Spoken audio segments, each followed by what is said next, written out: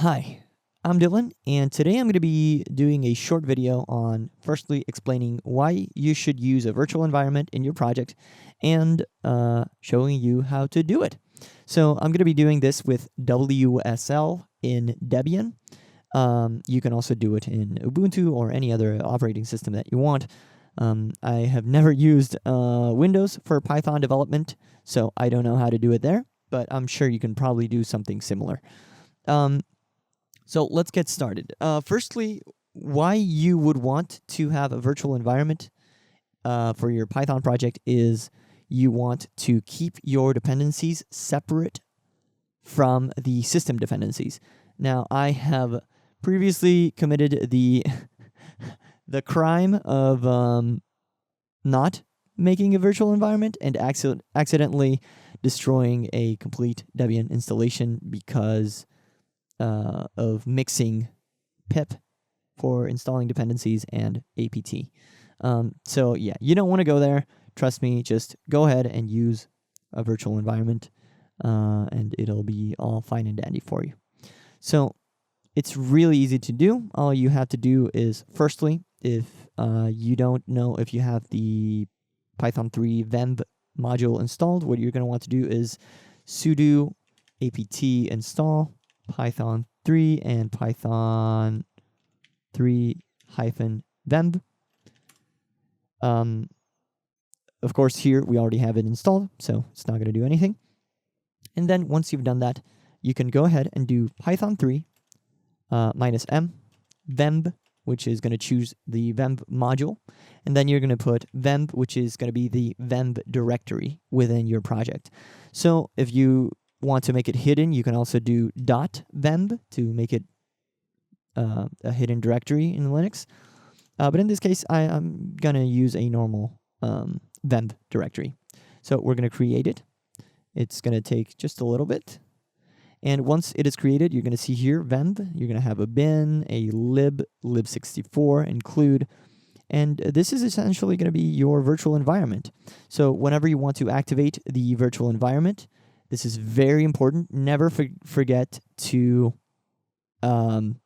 activate your virtual environment before installing dependencies.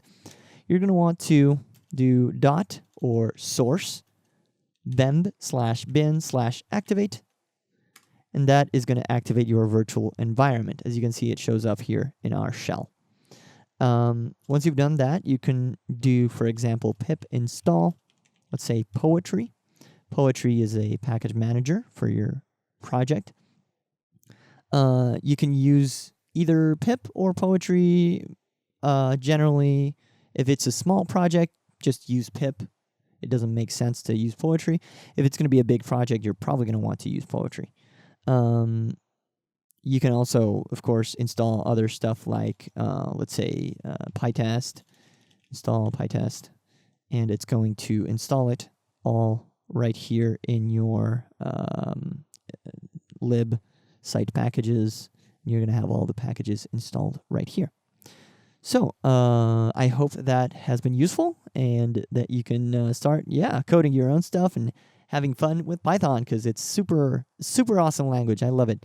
By the way, post-edit Dylan here. A couple of things that one should have in mind is when you're making a Git repository out of your Python project, don't forget to create a .gitignore file with these directories, venv or bin, lib64, or .venv. That is very important. You don't want to put your virtual environment into your repo.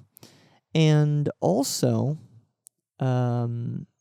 another thing you might want to know is, let's say you have installed your requirements or your packages that you want. Once you have finished installing them and you want to push your repo, you don't know how to save these requirements or packages, all you have to do is pip freeze more than requirements.txt. That is going to save your Python packages into a requirements.txt file. So yeah, if this has been useful to you and you like our content or our projects and you want to support us, then please like, share, subscribe. And if you want to, you can always contribute financially by donating to our PayPal or our Coffee accounts. So yeah, have a beautiful day, and I'll see you on the next one.